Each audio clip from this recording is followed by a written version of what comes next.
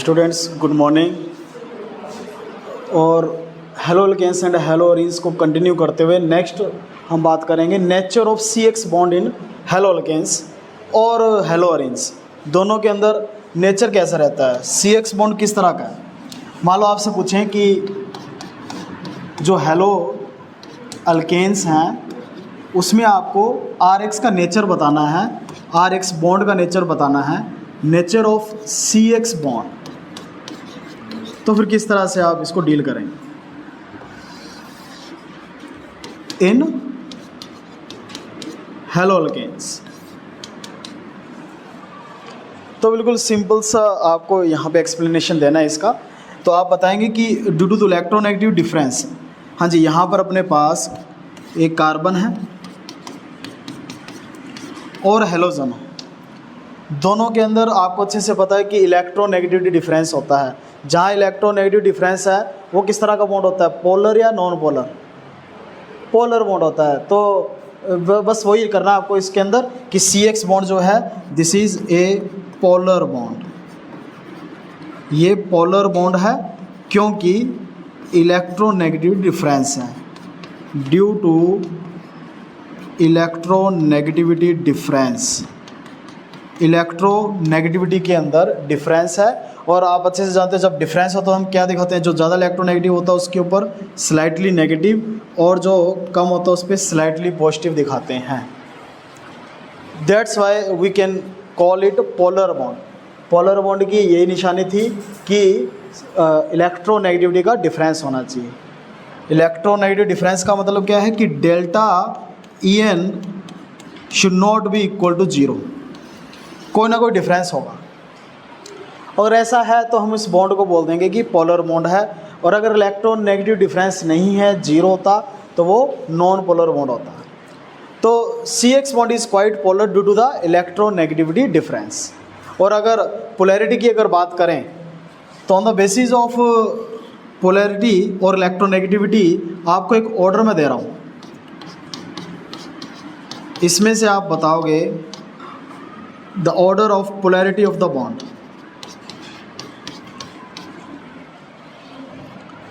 हाँ जी, क्या सेम है, कार्बन सभी में सेम है, कार्बन सभी के अंदर सेम है, बट यहाँ पर हेलोजन चेंज किए हैं मैंने। आप हेलोजन देखोगे फ्लोरीन है, क्लोरीन है, ब्रोमीन है और आयोडीन है। क्या लगता है हेलोजन चेंज होने से कुछ ऑर्डर में चेंज आएगा या सारे के सारे एक जैसे होंगे या पोलैरिटी के अंदर चेंज होगा। अभी मैंने बोला पोलैरिटी जो है इलेक्ट्रोनेगेटिविटी के ऊपर डिपेंड कर रही है। तो अगर इलेक्ट्रोनेगेटिविटी चेंज होगी तो पोलैरिटी भी तो चेंज होगी। तो अगर बॉन्ड की पोलैरिटी की अगर बात करूं तो पोलैरिटी का ऑर्डर क्या बनने वाला है यहाँ पर। अब सबसे ज़्यादा इलेक्ट्रोनेगेटिव कौन सा आइटम है इसमें ये पता होना चाहिए। हाँ जी, इलेक्ट्रोनेगेटिविटी का ऑर्डर सबसे पहले पता हो आपको। हाँ जी, फ्लोरीन, क्लोरीन, ब्रोमीन, आयोडीन, इनमें सबसे ज़्यादा इलेक्ट्रोनेगेटिव कौन होता है, फ्लोरीन। उसके बाद क्लोरीन, ब्रोमीन और iodine. As you know down the group electronegativity decreases, so fluorine is the most electronegative atom. और ये तो आप अच्छे से जानते हैं, the periodic table also fluorine is the most electronegative atom. तो अगर इलेक्ट्रोनेगेटिविटी का ऑर्डर ये है तो पोलैरिटी का ऑर्डर भी यही होगा। सबसे ज़्यादा इलेक्ट्रोनेगेटिव डिफरेंस किस में होगा, RF में, उसके बाद किस में होगा, RCl में, उसके बाद RBr में और उसके बाद RI के अंदर। सो पोलैरिटी का ऑर्डर मस्ट बी दिस। तो पोलैरिटी का एक छोटा सा क्वेश्चन बन जाएगा कि आपको ऑर्डर पूछ लेंगे और डिफरेंस किसका कर देंगे, हेलोजन्स का डिफरेंस हो जाएगा। फ्लोरीन कर दिया, क्लोरीन कर दिया, ब्रोमीन कर दिया, आयोडीन कर दिया और आपको पूछ लिया इसका पोलैरिटी का ऑर्डर बताओ। Are you getting the point. तो एक तो ये क्वेश्चन हो गया पोलैरिटी का। और कुछ पोलैरिटी से रिलेटेड कुछ और भी आपने सुना है, कौन सी टर्म होती है जो पोलैरिटी और नॉन पोलर मतलब पोलर और नॉन पोलर बॉन्ड को जज करती है और उसको डिसाइड करने में मदद करती है, कौन सी ऐसी टर्म होती है। और इन द सेंस मतलब अगर आपको कोवलेंट बॉन्ड में आयनिक करैक्टर देखना है तो कौन सी थी, डाइपोल मूवमेंट। कौन सी होती है, डाइपोल मोमेंट। तो उसी को भी साथ में यहाँ पे रिलेट कर देंगे, ध्यान से देखेंगे, उसके ऊपर क्वेश्चन आया हुआ है। अगर मैं यहाँ पर डाइपोल मोमेंट को भी लेके चलूँ, हाँ जी, इसको मैं रब कर रहा हूँ, अब आपको अच्छे से पता है कि ये पोलर बॉन्ड है। अब पोलर बॉन्ड है तो डाइपोल मोमेंट का ऑर्डर भी पूछा जाता है। तो डाइपोल मोमेंट की अगर बात करें बच्चों, ये ऑर्डर पूछा जा चुका है, वेरी इंपॉर्टेंट ऑर्डर, और मैं आपको प्रॉपर एग्जांपल के साथ बता रहा हूँ। आपके पास कुछ कंपाउंड है,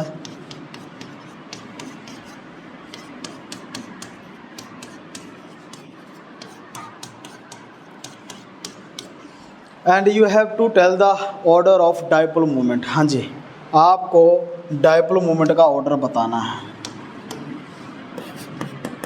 हाँ जी, डाइपोल मोमेंट को म्यू से भी डिनोट करते हैं। तो डाइपोल मोमेंट का आपको ऑर्डर बताना है, ठीक है? क्लियर है क्या?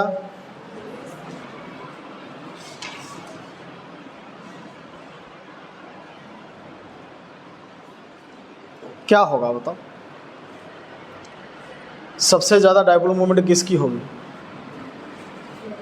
सबसे ज़्यादा डाइपोल मोमेंट CH3F की होगी, CH3Cl की होगी, CH3Br की होगी, CH3I की होगी, किसकी होगी? CH3F। देखते हैं, इसको चेक करते हैं। ये इतना भी आसान नहीं है। एक्चुअल में क्या है कि आप डाइपोल मोमेंट को लेके चल रहे हो कि इलेक्ट्रोनेगेटिव डिफरेंस जितना होता है ना, उतनी ज़्यादा डाइपोल मोमेंट होती है। इसके बेसिस पे तो ये सबसे ज़्यादा होना चाहिए, लेकिन एक्चुअल में ऐसा है नहीं।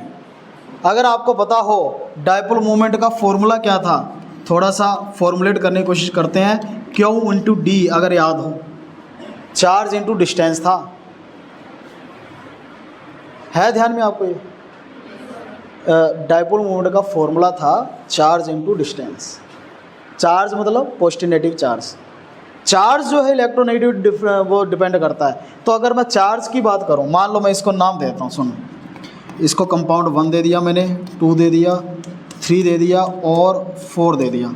तो अपन Q और D दोनों को देख लेते हैं एक बार, फिर देखते हैं क्या रिजल्ट आता है। अगर मैं Q का ऑर्डर बताऊं, Q के हिसाब से कौन सबसे ज़्यादा होगा? Q इलेक्ट्रोनेगेटिव डिफरेंस के ऊपर डिपेंड करता है। तो इलेक्ट्रोनेगेटिव डिफरेंस सबसे ज़्यादा किसका है? फ्लोरीन वाला केस। तो Q का ऑर्डर ये रहेगा, first, second, then third and fourth, decreasing रहेगा। लेकिन अगर मैं बात करूं बच्चों D का, D मतलब distance, bond length, bond length सबसे ज़्यादा और सबसे कम किस में होगी बताओ? बॉन्ड लेंथ की अगर बात करें, सबसे ज़्यादा और सबसे कम किस में बॉन्ड लेंथ होगी? CH3F में या CH3I में? अगर आपको साइज का पता हो, साइज क्या करता है down the group? Size atom का क्या करता है डाउन द ग्रुप? इंक्रीज करता है। साइज अगर बढ़ेगा तो बॉन्ड लेंथ बढ़ती है। बॉन्ड लेंथ मतलब ये D तो है, तो इसका बॉन्ड लेंथ सबसे छोटा है, इसमें थोड़ा और बढ़ेगा, बढ़ेगा बढ़ेगा, ऐसे चलेगा। समझ में आ रही है बात? तो अगर मैं D को लेके चलूँ ना तो बिल्कुल उल्टा पड़ जाएगा। D के केस में ये ऑर्डर रिवर्स हो जाएगा। जो डिक्रीजिंग था वो अब इंक्रीजिंग हो जाएगा, जो डिक्रीजिंग था वो इंक्रीजिंग हो जाएगा। समझ पा रहे हो? जो डिक्रीजिंग था वो इंक्रीजिंग हो जाएगा। अब एक ऑर्डर ऐसे जा रहा है, एक ऑर्डर ऐसा जा रहा है, और दोनों का रिजल्टेंट ही अपने को डाइपोल मोमेंट का रिजल्ट देगा। ठीक है, एक काम करो, वो पिछला खोल ही दो ना, फिर से वो रखने के लिए आएंगे, ओपन ही रखना। हाँ जी, ये इंक्रीजिंग और डिक्रीजिंग समझ गए आप? अब फिर अपने को बीच का रास्ता निकालना पड़ेगा ना। एक तो आपका रिजल्ट ये दे रहा है, दोनों उल्टे चल रहे हैं, तो दोनों को बैलेंस करते हुए ना एक ओवरऑल ऑर्डर आता है, और ओवरऑल ऑर्डर वो आपका म्यू बताएगा। तो इसको बहुत अच्छे से ध्यान से याद रखेंगे, और म्यू अपना क्या होगा? सबसे ज़्यादा हो जाता है। फिर क्लोरीन इसमें बाजी मार लेता है, फ्लोरीन दूसरे नंबर पर आ जाता है। बहुत इंपॉर्टेंट ऑर्डर है ये, जैसे आप एक्सपेक्ट कर रहे थे वैसा नहीं होगा। फ्लोरीन अगर ज़्यादा इलेक्ट्रोनेगेटिव है तो वो डिस्टेंस के चक्कर में वो मार खा जाता है, पीछे रह जाता है। डिस्टेंस वाले मामले में सबसे पीछे है वो, जबकि क्लोरीन ठीक ठाक है, इलेक्ट्रोनेगेटिव भी होगा, डिस्टेंस भी अच्छी है, तो इसलिए क्लोरीन इसमें बाजी मार जाता है। और आप फिर CH3Cl को मानोगे सबसे ज़्यादा डाइपोल मोमेंट इसकी होगी। ये ऑर्डर पूछा जाएगा और आपका जवाब फ्लोरीन वाला ही आएगा, मुझे पता है। आप सोचोगे इलेक्ट्रोनेगेटिव सबसे ज़्यादा फ्लोरीन की है तो आप फ्लोरीन को ही यहाँ पे सेलेक्ट करोगे, लेकिन ऐसा नहीं होगा। आपको यहाँ पर CH3Cl को सेलेक्ट करना है, ठीक है। तो इन दोनों को बैलेंस करते हुए एक ऑर्डर आता है, इंटरमीडिएट ऑर्डर आता है, और वो ऑर्डर होगा जिसमें CH3Cl जो है वो जाएगा सबसे आगे। तो डाइपोल मोमेंट का ऑर्डर ये होगा। क्लियर है ये? सो this is about the nature of CX bond और उसमें पोलैरिटी ऑर्डर। हाँ, पोलैरिटी ऑर्डर आप फ्लोरीन का केस में आप बता सकते हैं, ठीक है। पोलैरिटी ऑर्डर आप ये दे सकते हो, बट अगर आपसे पूछा जाए डाइपोल मोमेंट का, जो कि ये पूछा जाता है डाइपोल मोमेंट का आपको ये ऑर्डर देना है। CH3Cl के डाइपोल मोमेंट सबसे ज़्यादा। Is it clear? So this is about the nature of CX bond in halo alkanes, ठीक है। और अब हम चलेंगे मेथड्स ऑफ प्रिपरेशन, और मेथड्स ऑफ प्रिपरेशन आज स्टार्ट कर रहे हैं। तो हेडिंग डालेंगे methods of preparation of halo alkanes. First हम बात करेंगे हैलो अल्केन्स की। हैलो अल्केन्स हैलो अल्केन्स को हम कैसे प्रिपेयर कर सकते हैं। कुछ रिएक्शंस आपने देख चुके हो, आप क्लास 11th में हाइड्रोकार्बन चैप्टर था, उसके बेसिस के ऊपर आप कुछ रिएक्शंस तो आपको वही कॉमन मिलेगी और उसी से ही स्टार्ट करने जा रहे हैं। फॉर एग्जांपल सबसे पहले हम बात करने जा रहे हैं आज फ्रॉम हाइड्रोकार्बन्स, जिससे हमने ऑर्गेनिक की एंडिंग की थी 11th क्लास में, वहीं से स्टार्ट कर रहे हैं। वही आपकी पहली हेडिंग है, देख सकते हो, फ्रॉम हाइड्रोकार्बन्स।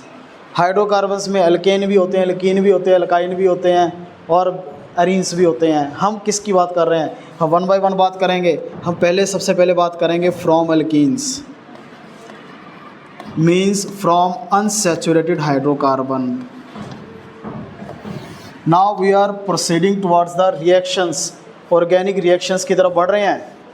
इससे पहले सारा जो है इंट्रोडक्टिव पार्ट था, नोमेनक्लेचर वाला पार्ट था, नेचर ऑफ CX बॉन्ड था, but now we are moving towards the organic reactions. और रिएक्शंस के अंदर सबसे पहले हम बात करेंगे अल्कीन से हम ऐसा क्या कर सकते हैं कि हमें हैलो अल्केन मिल जाएगा। तो हम बात करेंगे इसी की बेटा। तो सबसे पहले एल्कीन्स, फॉर एग्जांपल ले लेते हैं। CH2 डबल बॉन्ड CH2 एक एल्कीन ली, सबसे बिल्कुल फर्स्ट मेंबर ही तो है एल्कीन्स का। What is the first member of alkene? Ethene. तो इथीन लेके चल रहे हैं, और अगर इसमें मैं HCl ऐड कर दूं तो क्या अपने पास हैलो अल्केन मिल जाएगा? देखते हैं करके। आप देख चुके इससे पहले। हाँ जी, इसको अगर पोस्टिनेट में ब्रेक करते हैं और किसी एक तरफ H और दूसरी तरफ Cl अगर डाल दें तो इसमें क्या बन जाएगा अपने को? CH3 CH2 Cl। एक तरफ H एक तरफ Cl, दोनों को ऐड कर दिया और क्या बन जाएगा? CH3 CH2 Cl। So this is electrophilic addition reaction. अगर इस रिएक्शन की कैटेगरी पूछे आपसे तो this is electrophilic addition reaction. Electrophilic addition reaction, ठीक है। क्या होती है ये? Electrophilic addition reaction. इसका छोटा सा मैकेनिज्म कर लेते हैं। फॉर एग्जांपल इसमें होता क्या है, मैकेनिज्म क्या है इसका? तो सबसे पहले होता क्या है, जो ये H पॉजिटिव है ये अटैक करेगा,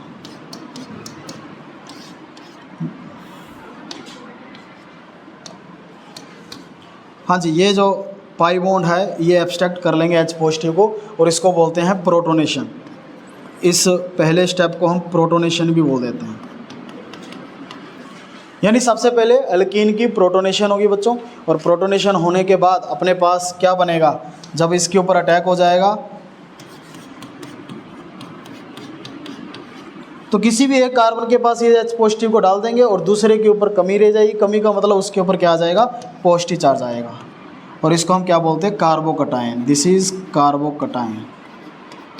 more over ethyl carbocation, this is carbocation, और you can say ethyl carbocation. 1 degree carbocation यहाँ पर बना है, ठीक है। This is the reaction intermediate. और देन सेकंड स्टेप में क्या होता है बच्चों, ये फर्स्ट स्टेप कह लो, और सेकंड स्टेप में जो अपना Cl नेगेटिव बच गया वो इसके ऊपर अटैक कर देता है, जो कार्बोकैटायन बना इसके ऊपर Cl नेगेटिव का अटैक करवा देंगे।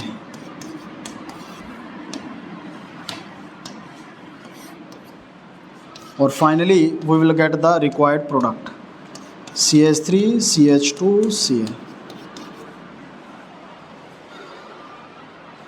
So this is the mechanism of this reaction, and if there is a question regarding the type of this reaction, then you will say that is an electrophilic addition reaction. What is the type of the reaction? Electrophilic addition reaction। एक addition reaction है और किस type की है? Electrophilic addition reaction है। So electrophilic addition reaction है और उसका mechanism ये है, ठीक है। फर्स्ट ऑफ ऑल अगर डायरेक्ट रिएक्शन अगर आपको ध्यान आ रही है तो सबसे पहले कोशिश करें कि डायरेक्ट रिएक्शन ही करें, ठीक है ना।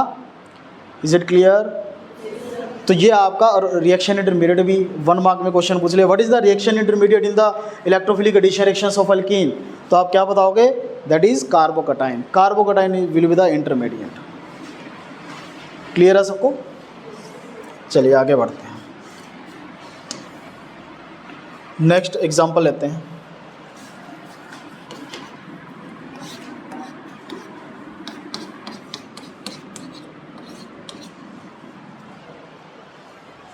ट्राई करेंगे।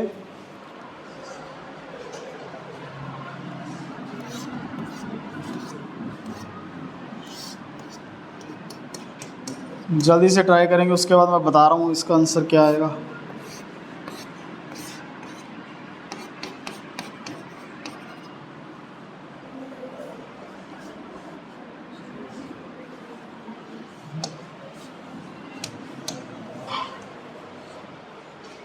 हाँ जी, फर्स्ट केस में क्या बोला आपको, जो रिएक्टेंट है उसका क्या नाम है, क्या रिएक्टेंट दिया आपको? What is the name of this compound? Propene. Propene दिया और उसमें HCl को आपको ऐड करना है। क्या लगता है कुछ अलग सा करना पड़ेगा इसमें? क्या करना पड़ेगा? क्या होगा?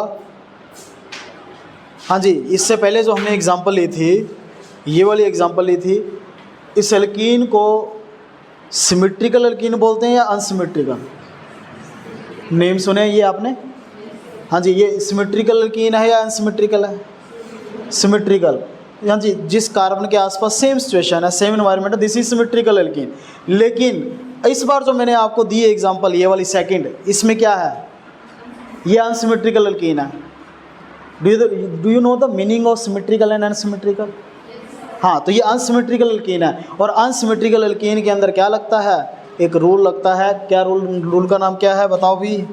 मार्कोनिकोव्स रूल है। मार्कोनिकोव्स एडिशन करनी पड़ेगी। मार्कोनिकोव रूल क्या कहता है? During the addition reactions of unsymmetrical alkene, the positive part of attacking reagent goes to that double bonded carbon atom which contain more number of hydrogen atom, and negative part of attacking reagent goes to that double bonded carbon atom which contain less number of hydrogen atom। याद आया? ये Markovnikov rule था। तो यहाँ पर ये रहा positive part, ये रहा नेगेटिव पार्ट। यहाँ पर आपको कार्बन का आइडिया लग जाना चाहिए। ये इसके पास 1 हाइड्रोजन है, इसके पास 2 हाइड्रोजन है, तो ये H पॉजिटिव कहाँ जाएगा? कम वाले के पास, ज़्यादा वाले के पास? ये जाएगा ज़्यादा वाले के पास। Cl नेगेटिव जाएगा कम वाले के पास। तो हमारा प्रोडक्ट क्या होगा? That will be the product. Cl लगेगा बीच में, तो two chloropropane will be its final product, और you can say major product. Two chloropropane और isopropyl chloride. Again second example जो है आपके सामने, सेकंड रिएक्शन, क्या इसमें भी कोई रूल इसमें यूज़ करना पड़ेगा क्या? ये भी अनसिमेट्रिकल है, तो इसमें भी रूल को अप्लाई करना पड़ेगा। तो यहाँ पे भी आप मार्कोनिकोव रूल लगाओगे, और मार्कोनिकोव रूल जब लगाओगे तो इसके पास तो 1 हाइड्रोजन भी नहीं है, 1 हाइड्रोजन भी नहीं है, जबकि इसके पास कितने? 2 हाइड्रोजन। तो H positive, Br negative, H जाएगा इसके ऊपर, Br नेगेटिव जाएगा बीच वाले मतलब कार्बन के ऊपर, और यहाँ पर अपने पास कुछ इस तरह का कंपाउंड बन जाएगा। This will be the final product. Two bromo two methyl propane, और you can say tertiary butyl bromide. Will be its final product. जब आप अच्छा ये जो रिएक्टेंट लेके चलें इसका क्या नाम है बताओ, what is the name of the reactant? 2 methyl propene, ठीक है, और आइसोब्यूटीन भी बोल देते हैं, आइसोब्यूटाइलिन भी बोल देते हैं कॉमनली, ठीक है। और मार्कोनी रूल लगाओगे तो ये बन जाएगा आपका, ठीक है। और उसके बाद अगर थर्ड और लास्ट जो एग्जांपल आपको दी इसकी एग्जांपल लेके चलें तो इसमें क्या होगा, इसमें भी मार्कोनिकोव रूल लगेगा, और मार्कोनी रूल लगेगा तो क्या बनेगा, 2 bromo propane will be its final product. हाँ जी, सभी रिएक्शंस के प्रोडक्ट क्लियर है सबको, कैसे बन रहे हैं ये?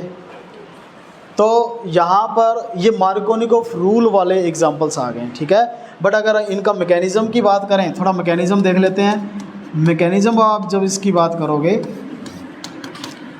तो रूल तो सिर्फ याद रखने का एक तरीका है कि एक शॉर्टकट तरीका है कि आप इजीली प्रोडक्ट को प्रेडिक्ट कर सकते हो, बट एग्जैक्टली क्या हो रहा है यहाँ पर, ऐसा क्यों है कि 2 पे क्यों लगा, वो तो आपको मैकेनिज़्म से क्लियर होगा। और मैकेनिज़्म थोड़ा इसका डिस्कस कर लेते हैं। फॉर एग्जांपल अपने पास है CH3 CH double bond CH2। सबसे पहले वही प्रोटोनेशन करना बच्चों, पहला स्टेप प्रोटोनेशन रहेगा, this is the first step. और प्रोटोनेशन में अच्छे से पता होना चाहिए, डबल बॉन्ड जो है H पॉजिटिव को एब्स्ट्रैक्ट कर लेते हैं, ठीक है, H पॉजिटिव को एब्स्ट्रैक्ट कर लेंगे, इसको प्रोटोनेशन बोल रहे हैं हम, this is protonation, this is protonation step. तो H पॉजिटिव को कहाँ भेजें, यहाँ पर ये आपको सोचना है, देखो ध्यान से देखना। H पॉजिटिव इस वाले कार्बन के ऊपर भी भेजा जा सकता है और इस वाले कार्बन के ऊपर भी भेजा जा सकता है। कहाँ भेजें? अगर इस बीच वाले कार्बन पे भेजें H पॉजिटिव तो इसके ऊपर पॉजिटिव चार्ज आएगा, तो 1 डिग्री कार्बोकेटाइन बनेगा। और अगर इस CH2 के ऊपर H को डालें तो बीच वाले के ऊपर पॉजिटिव चार्ज आएगा, और वो किस तरह का कार्बोकेटाइन बनेगा, 2 डिग्री। अब 1 डिग्री और 2 डिग्री में ज़्यादा स्टेबल कौन सा था, 2 डिग्री ज़्यादा स्टेबल होता है। तो हम H पॉजिटिव को इस साइड वाले कार्बन के पास भेजेंगे सो दैट अपने पास बीच में पॉजिटिव चार्ज आए, बीच में आने का इन द सेंस कि स्टेबल कार्बोकेटाइन बनेगा।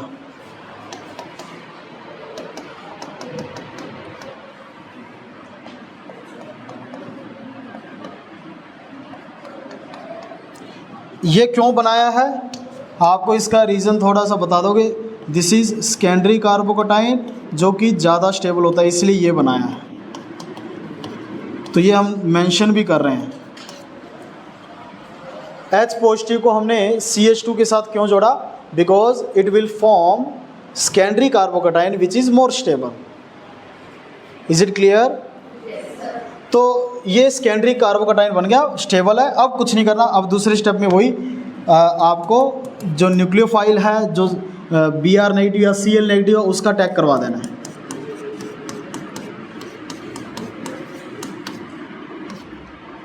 जैसे मान लो Br नेगेटिव,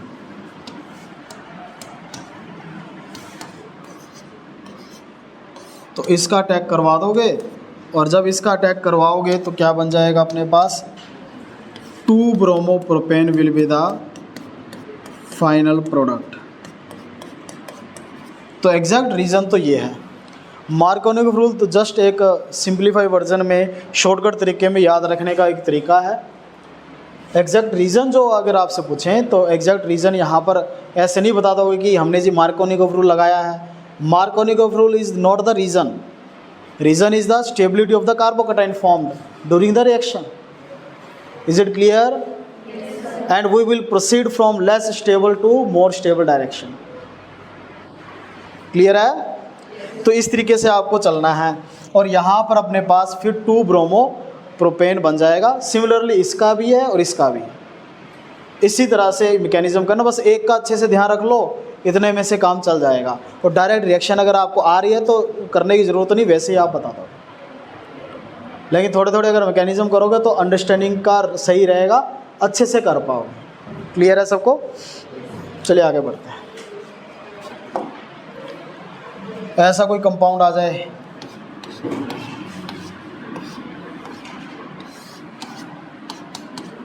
बनाओ जल्दी से।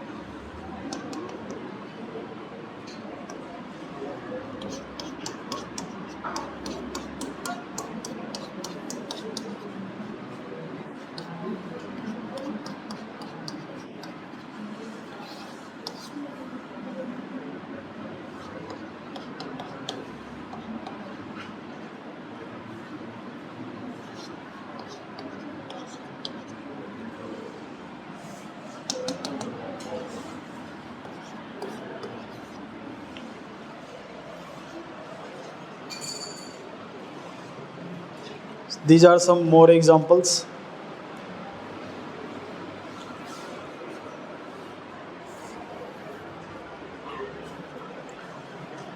अगेन कंपाउंड चेंज हो गया बट बेसिक सेम रहेगा. You have to proceed either without using Markovnikov rule or with using by using Markovnikov rule.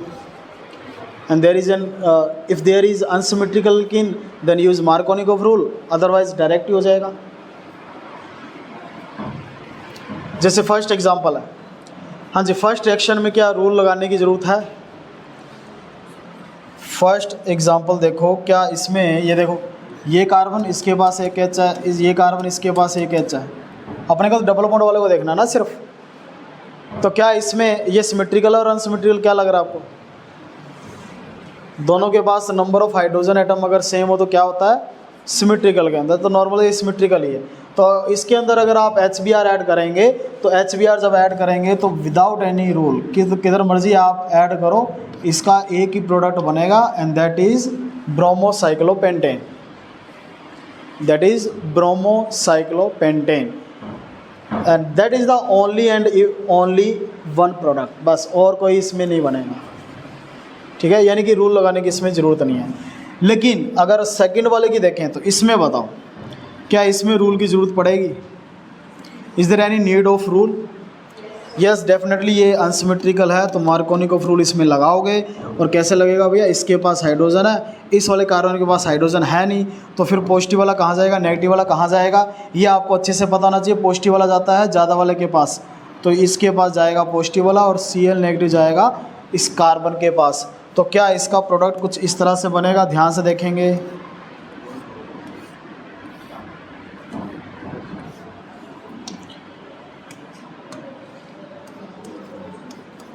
ये देखो,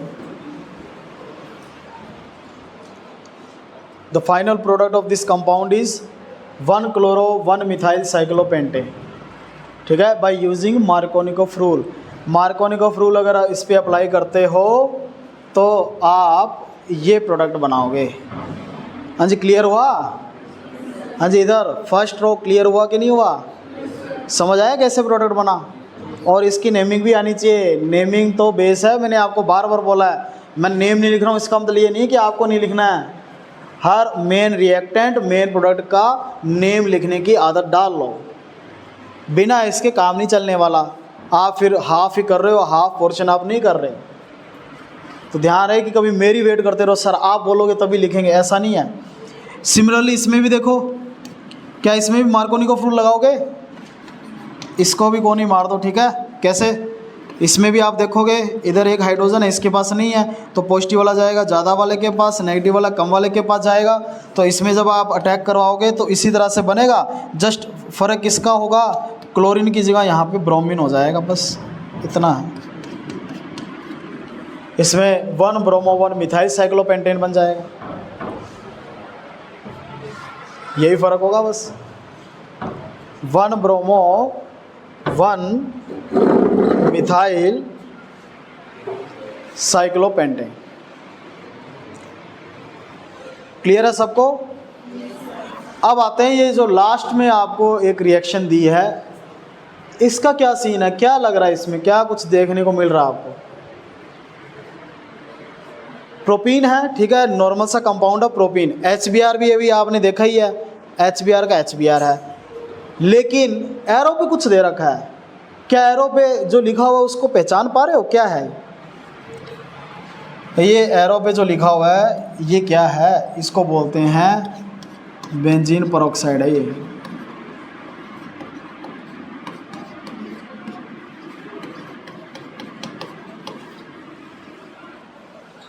समझे? बेंजीन पेरोक्साइड या बेंजोइल पेरोक्साइड, यानी एक पेरोक्साइड दे रखा आपको. हाँ जी, अगर मैं इसकी स्ट्रक्चर बनाऊँ कुछ इस तरह के, देखो C6H5CO OOCO C6H5. हाँ जी, ऑक्सीजन ऑक्सीजन सिंगल बॉन्ड क्या होता है? पेरोक्साइड होता है ना. तो ये बेंजीन पेरोक्साइड है या बेंजोइल पेरोक्साइड कह लो, बेंजोइल पेरोक्साइड. समझे? और अगर पेरोक्साइड होता है तो कुछ याद आ रहा है क्या होगा यहाँ पर? Anti Markovnikov rule. Anti Markovnikov rule की क्या निशानी, क्या बताइए ये क्या उसकी निशानी है? एंटी मार्कोनिकोव रूल सिर्फ और सिर्फ कब लगेगा? जब जो HX होगा वो कौन सा होगा? HBr, और साथ में किसकी प्रेजेंस में होगा? पेरोक्साइड दे रखा होगा। एंटी मार्कोनिकोव रूल कब लगता है? जब HBr दे रखा हो और पेरोक्साइड दे रखा हो। और एंटी मार्कोनिकोव रूल से फिर क्या करोगे?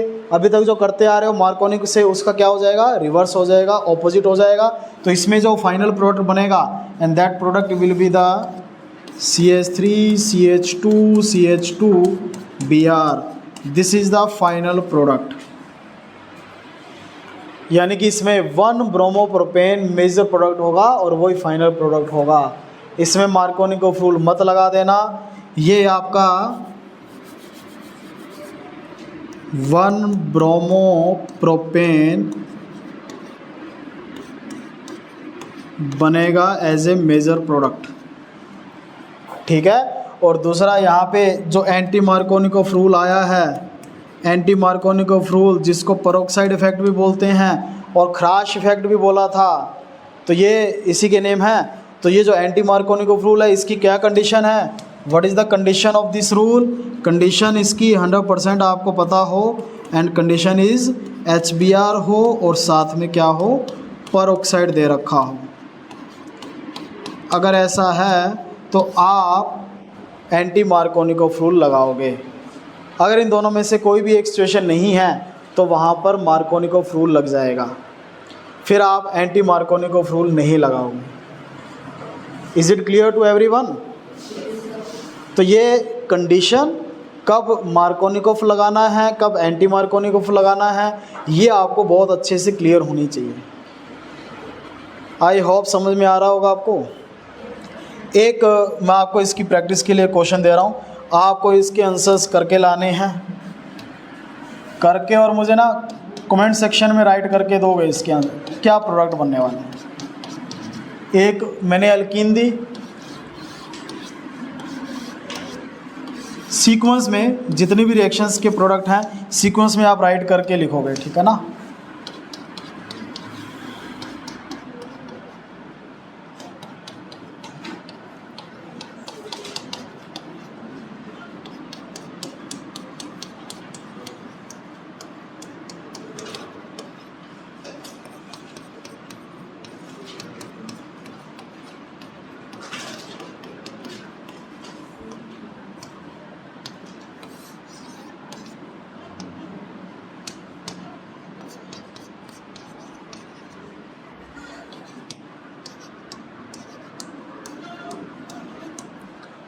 And you have to write the product of all these reactions. हाँ, रिएक्टेंट सभी का सेम है, एंड दैट इज प्रोपीन। और जो एरो पे अलग अलग कंडीशंस लगाई है तो आपको बताना है क्या प्रोडक्ट बनेगा, what will be the final product of these reactions. You have to write in the comment section, ठीक है ना। कमेंट सेक्शन में आपको राइट करना है। Is it clear? चलिए देखते हैं, अगर आपको समझ में आया तो you will definitely able to write the answers of these reactions, ठीक है। आई होप आज का क्लियर हो गया। हमने एक प्रिपरेशन स्टार्ट कर ली है और that is alkene from unsaturated hydrocarbon, and इसी को मेथड्स ऑफ प्रिपरेशन को नेक्स्ट लेक्चर के लिए हम कंटिन्यू रखेंगे। तब तक के लिए क्या करना आपको पिछला जो हमने चैप्टर कवर किया है उसको रिवाइज करते आना, ठीक है ना, और इस तरह से कंटिन्यू रखना है। Okay students, thank you and have a nice day.